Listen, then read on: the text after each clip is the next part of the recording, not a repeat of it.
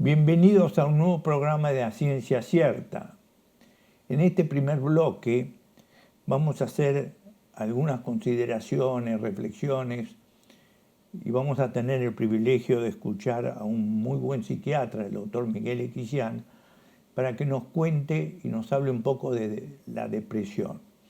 Pero a mí me interesa mucho, porque estoy con la doctora Inés Morén, de preguntarle un tema de que es muy frecuente que el clínico muchas veces se encuentre con pacientes que dan vuelta, pero tienen un cuadro depresivo. Se calcula que en Estados Unidos el 8% de los pacientes que son medicados como depresivos o que tienen un síndrome de depresión lo maneja el clínico. ¿Cómo es la situación para ustedes como clínicos frente a un paciente que sospechan que puede tener un cuadro depresivo y la derivación adecuada al psiquiatra? Sí, doctor, generalmente somos los médicos clínicos los que derivamos al psiquiatra a las personas que interpretamos que tienen depresión. Hay dos grandes grupos de depresión.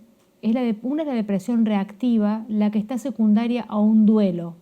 La pérdida de un familiar, un divorcio, una separación, un conflicto, la pérdida laboral, la pérdida de la juventud. Hay duelos que son propios de las etapas de la vida y de las circunstancias en las cuales los médicos clínicos realmente detectamos rápidamente los cuadros de depresión y tratamos de tratarlos.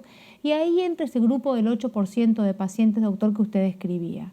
Y después los clínicos también terminamos viendo un montón de personas en nuestro país, por ejemplo, que van por muchos especialistas con dolores crónicos, con enfermedades que parecen raras, que no se lo encuentra el diagnóstico, y en realidad son depresiones encubiertas, están enmascaradas por otros síntomas, y somos los clínicos los que lo detectamos después de estudiar a las personas y estar seguros que no tienen una depresión por alguna enfermedad, porque es cierto que hay enfermedades que cursan con depresión, y ese es el momento en que derivamos al psiquiatra, cuando entendemos que el tratamiento debe ser un tratamiento de doble abordaje, psicoterapéutico y con farmacología, con medicamentos. A mí me parece que has estado muy precisa y clara en el sentido de que el clínico sospecha muchos pacientes que tienen una forma de depresión reactiva, que muchas veces es transitoria por alguna de estas causas que tú has mencionado, pero hay otro grupo de pacientes que tienen un cuadro depresivo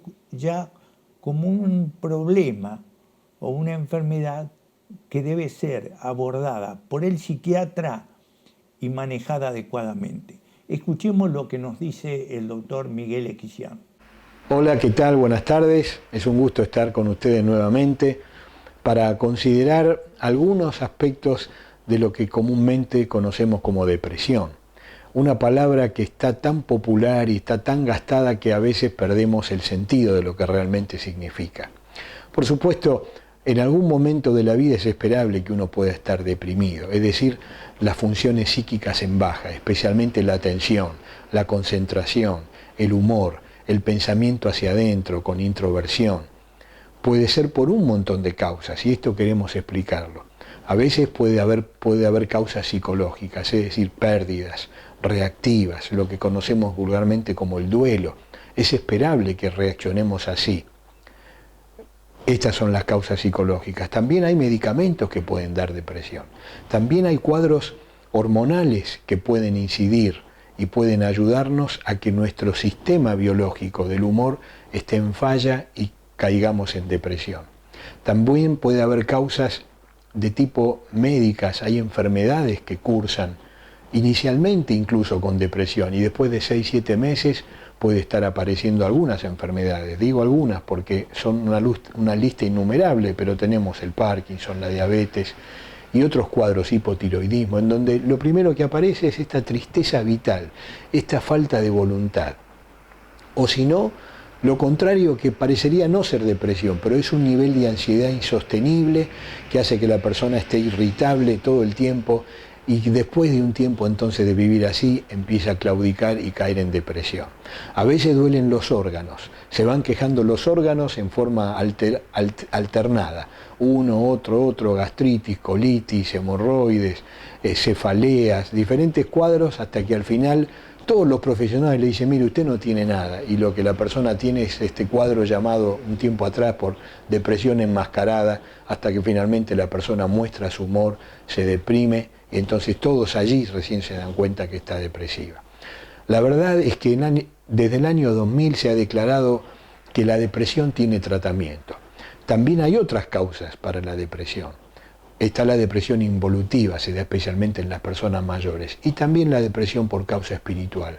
Uno va en contra de lo que formó, de lo que aprendió, va en contra de los principios divinos para el ser humano y de alguna manera va atentando contra su propia vida y entonces va respondiendo con depresión, y esto requiere un énfasis y un tratamiento especial.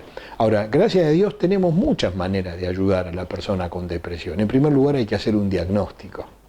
Y en este sentido yo quiero hacer énfasis porque muchas veces, por supuesto hay que trabajar en equipo, el equipo médico, el equipo de salud mental, en donde aquí incorporamos al psicólogo, pero siempre es importante que un médico, y si puede ser un médico clínico o un médico psiquiatra, puedan darle la tranquilidad al terapeuta que no está prolongando algo que tiene un diagnóstico médico y que puede recibir una ayuda específica. Hoy desde la medicina se ayuda con antidepresivos, en donde hay que hacer primero un buen diagnóstico y hay que elegir el mejor fármaco antidepresivo, que los hay y muchos, pero cada uno tiene una indicación precisa. Y en este sentido nos toca ver cómo vienen pacientes medicados con un montón de medicamentos antidepresivos, pero lo que ha fallado es el diagnóstico. Por eso insistimos en esto y en trabajar en equipo. También es muy importante que la persona sea acompañada para mirar su vida interior, no solo porque tiene que entender su vida, sino también para mirar adelante. Y en esto es muy natural que la persona depresiva tenga el vicio de mirar para atrás y muchas veces ver cosas donde no las hay. Esto no es porque es difícil el pasado, sino es porque el ánimo depresivo hace que uno se torne melancólico, obsesivo, ritualista y empieza a girar. Y aquí hay que ayudarlo a que deje de hacerlo, mirar para adelante. Entonces fíjense, tratamiento, un buen diagnóstico y tratamiento médico, psicofarmacológico, tratamiento psicológico, psicoterapéutico y tratamiento espiritual. Acordando principios de vida que me ayuden a vivir cada día mejor. Encontrarle el sentido de mi vida, poder influenciarme por libros que me hagan bien. Y en este sentido, en nuestra tradición judeo-cristiana y pudiendo incorporar otros maravillosas influencias, libros que ayudan a que nosotros podamos, con la asistencia de otro que nos ayude, mirar para adelante y buscar las mejores opciones. Qué lindo es vivir una vida con propósito. Muchas veces estando en depresión uno puede aprender cosas que después le ayudan en la vida y qué lindo es que pueda compartirlo porque seguramente va a ayudar a otras personas que estén padeciendo este cuadro de la depresión. Gracias. Me parece importante, después de escuchar al doctor Equisyan, de que podamos hacer una síntesis entonces de cómo se presentan las depresiones y cómo deben manejarse. Bueno, sin duda que la depresión requiere un abordaje generalmente de tipo farmacológico. Los fármacos modernos o nuevos, que son los inhibidores de recaptación de serotonina, son fármacos seguros, se pueden utilizar bastante tiempo. Las personas deben saber que cuando uno le damos un antidepresivo, no esperamos que el paciente note mejoría, por lo menos hasta que pasan 4 semanas a un mes. Con lo cual esto es importante que se lo digamos a los pacientes, no esperes cambios hasta que pase un mes, no los usamos por periodos menores a 6 meses generalmente, no lo usamos por periodos mayores a 2 años sin cambiar la dosis o sin ver cómo está el paciente respecto de su depresión. Y es importante que esta persona, aparte de tomar el fármaco, que ayuda a que suba la dopamina y la serotonina en el cerebro para que las neuronas se conecten mejor, haga otro tipo de actividades que también ayuden a las personas. El ejercicio, una alimentación saludable. Nadie con depresión, por el mejor fármaco que tenga, está bien si no sociabiliza, si no aumenta su grupo de amigos, sus grupos de pertenencia. y básicamente el abordaje tiene que ser familiar y personal para poder llevar adelante que este fármaco que le damos haga su efecto deseado. Y creo que lo que tú has dicho es muy importante y es acá o aquí donde muchas veces el psiquiatra se complementa con el psicólogo, que es la persona que colabora para manejar estas situaciones adecuadamente. Pero lo que tú has dicho me parece que es importante. La respuesta no es rápida, lleva tiempo y el tratamiento suele ser prolongado. Pero mis queridos amigos, con las nuevas medicaciones, estas son muy bien toleradas y realmente la podemos tomar durante mucho tiempo y disfrutar de sentirnos mejor. Recién estábamos conversando con la doctora Inés Morén, que nos sentimos muy entusiasmados por un lado y realistas por el otro, al ver que en un diario muy importante de la Argentina había un testimonio de Gareth Thomas, un destacadísimo jugador de rugby de Gales, que durante mucho tiempo convivió, sin hacerlo conocer, con una infección por HIV. Pero lo que tenemos que destacar es que él estaba medicado y podía hacer sus actividades habituales. Pero sentía una necesidad de comentar y confesar lo que le pasaba porque el estigma que muchos pacientes infectados tienen es importante que lo conozcan. Así es, doctor. Desde el año 1996 con la triple tratamiento o el cóctel de tratamiento para VIH cambió la historia del HIV en el mundo y las personas que padecen esta enfermedad con la medicación tienen una enfermedad crónica. Esto hace de que estemos viendo pacientes que 20, 23 años atrás temían morir, que tienen las enfermedades propias de cualquier adulto, incluso de adulto mayor, y que la presencia del virus es una anécdota en su vida porque no tienen ningún tipo de inmunodeficiencia y hacen una vida normal, exitosos deportistas, hacen actividades culturales y una vida de trabajo que no les ha cambiado para nada. Sí, hay otro tema que me parece muy importante destacar, que en estos momentos, gracias a la medicación, hay muchos pacientes que inclusive en parejas discordantes puede la mujer, si es positiva o si está con una pareja positiva, puede embarazarse y tener un chico sano. Y acá viene una reflexión y un comentario que es muy importante. Tú sabes, Inés, que cuando comenzamos nosotros en la década del 80 a ver el problema del VIH, una de las cosas que más nos angustiaba era ver a las mujeres embarazadas positivas que tenían el temor en el 25% de las veces de tener un chico que naciera infectado. Y en ese momento, como no había medicaciones, realmente era un problema muy importante. Hoy, lo que nosotros queremos dejar como un mensaje importante es que toda mujer en edad de embarazarse debe hacerse 2 testeos, uno al principio y otro al final del embarazo, para saber si es VIH negativo o positivo. Exactamente, porque erradicar la presencia del virus en el recién nacido es muy importante. La mamá, si se positiviza o es positiva, toma medicación, no pasa el virus por la placenta al bebé y lo único que tiene distinto esa mamá después del parto es que no le puede dar la teta, no le puede dar leche propia, pero el chiquito nace VIH negativo.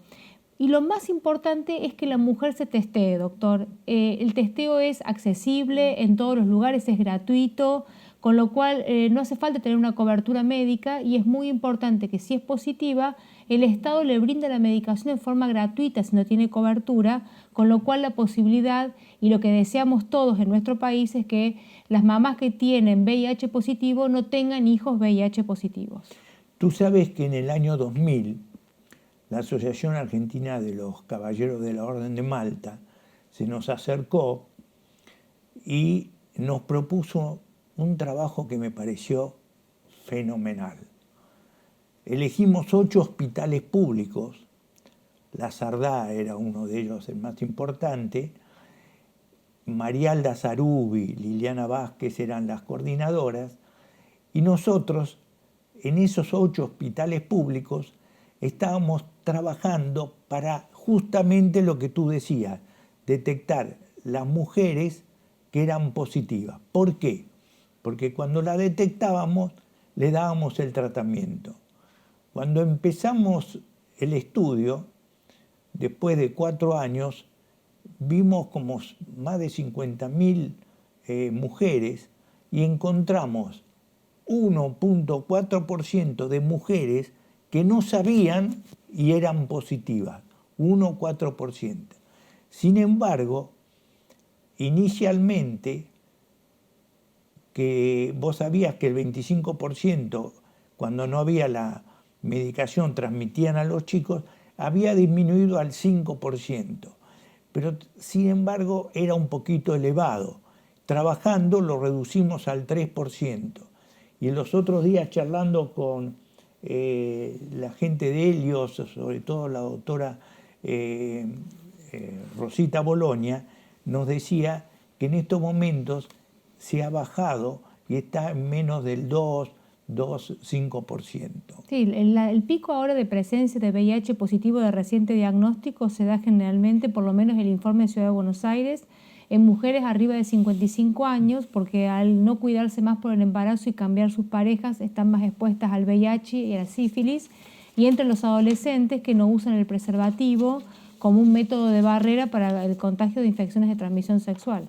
Sí, y lo que tú dices es muy importante, porque el uso del profiláctico lo que previene no solo la transmisión del VIH o HIV, sino que la prevención de una infección que en estos momentos es muy importante, que es la sífilis. La sífilis, ustedes saben, es una infección de transmisión sexual que produce algunas veces unas lesiones que en las mujeres es difícil observar porque son intravaginales, y en los varones son unas lesiones que duran un pequeño tiempo y si medicado o no medicado muchas veces desaparecen, pero no la infección. Y entonces, cuando uno tiene ese tipo de infecciones, es muy importante tener presente que existe hoy un test, que es la VDRL, que nos permite decir si hemos tenido o no la infección. ¿Qué pasa con los pacientes que se hacen el test y le da positivo? Bueno, hay que confirmarlo con otro test de sangre que se llama FTABS, que es lo que confirma la presencia de la espiroqueta, que es la LUES o la sífilis, y con lo cual requiere un tratamiento de ser positivo. Sí. Otra infección de transmisión sexual importante es la gonorrea. Muchas veces en los varones, sobre todo por donde uno orina, puede salir una secreción que es amarillenta y muchas veces necesita un tratamiento adecuado, porque esta infección, la gonorrea, puede complicarse y puede transmitirse a la mujer. Y en general, la gonorrea hoy, muchas veces no es fácil usar los antibióticos que habitualmente usábamos por vía oral, y muchas veces tenemos que usar la ceftriaxona en forma inyectable. La gonorrea y otros tipos de infecciones de transmisión sexual son los que en la mujer, como son más asintomáticas, favorecen la presencia de fibrosis adentro del útero a nivel de las trompas y suelen ser una causa de esterilidad secundaria. Sí. Tú sabes que recientemente las personas que trabajan con HPV, sobre todo en el norte de nuestro país, hicieron un trabajo en niñas entre 14 y 17 años y la verdad que las niñas que han sido vacunadas disminuyeron sustancialmente la infección por el HPV, porque es esa otra de las infecciones que se transmiten muy fácil sexualmente, porque no no necesitan la introducción del miembro y que pueden prevenirse a través de una buena vacuna. Aparte, el HPV es el principal sostén del cáncer de cuello uterino tan común en el noroeste argentino, ¿no? Sí. Finalmente, te quería comentar que estamos muy entusiasmados en haber podido replicar lo de TED Talks o TED Med.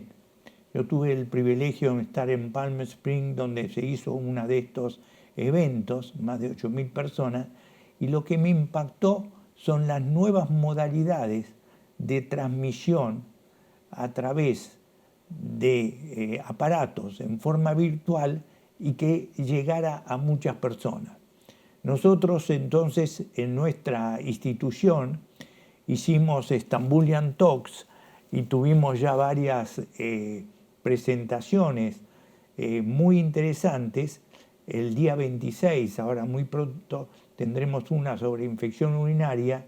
¿Y qué tiene de beneficio esta metodología?